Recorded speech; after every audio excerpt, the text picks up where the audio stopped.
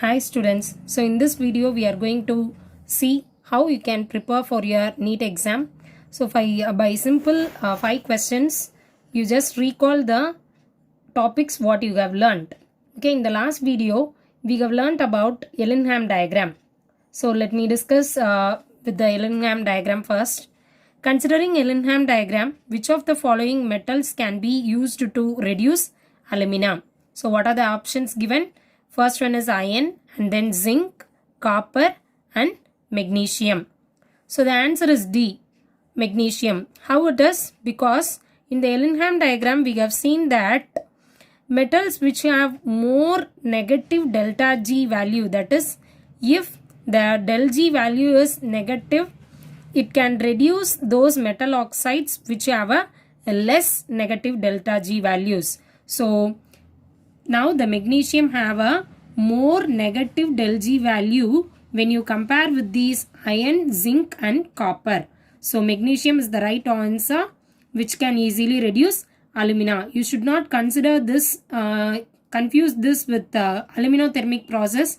It is between aluminium and chromium. Chromium is not given in your option. It is only based on the Ellingham diagram. Keep it in your mind. So based on the Ellingham diagram, magnesium has the more del G value, so it can be used to reduce alumina. Now let us go to the second question. Which of the following statement is correct? It is also purely of inorganic question. Let me read out the options. The BF bond, the boron-fluorine bond length in BF3 is substantially less than the sum of single bond radii of boron and fluorine. And then option B, NF3 is highly reactive. Option C, boron tribromide is poor electron acceptor compared to BF3. Option D, the shapes of NO2 plus, NO2 and NO2 minus are angular. So as I given in this title, easy to ignore other options. First of all, you must know how to ignore these answers. Now let us start from the D. The shapes of NO2 plus, NO2 and NO2 minus, these are all in a linear manner. So the structure is linear. So the option is wrong. Next one, BBr3 is poor electron acceptor compared to BF3. It is a lack of back bonding. There is a lack of back bonding. So this answer is also wrong. What is the next one? NF3 is highly reactive.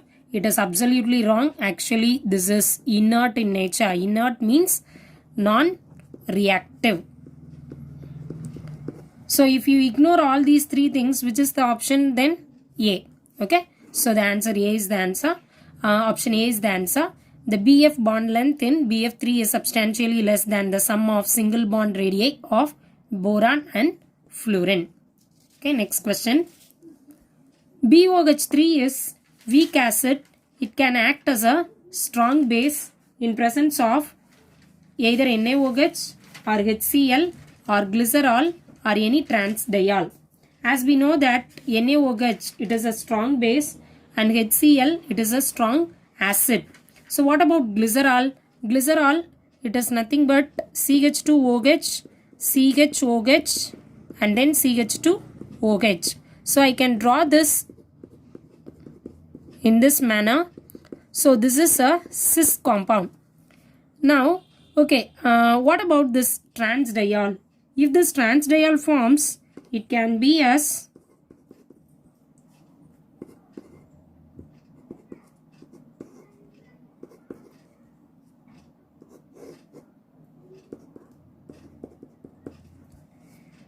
if boric acid is treated with cis-diol, we can get a compound like this. So any boric acid, BOH thrice, when it is treated with cis-diol, you can get the compound like this. Now this glycerol is also a cis compound. So cis-triol. It can only act as a strong base in presence of BOH thrice. So option C is the answer. Glycerol is the answer for this. Okay, next question. Which of the following alkyl halides can be hydrolyzed easily by an SN2 reaction? So this is very easy question. You can easily answer this because we learned SN2 reactions in the 11th standard.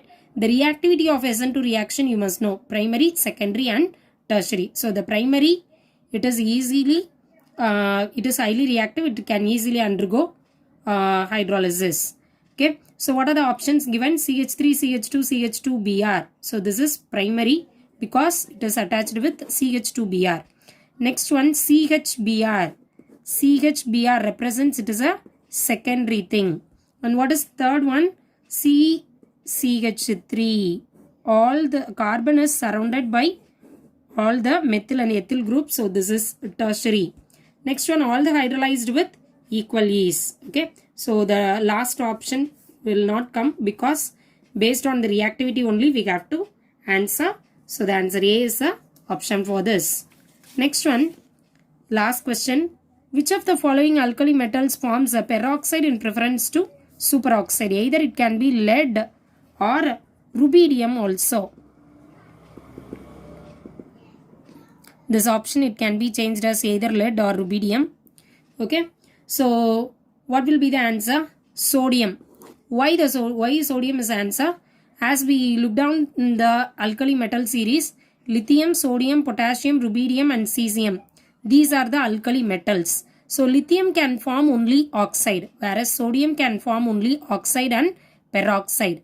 Potassium can form oxide, peroxide, superoxide.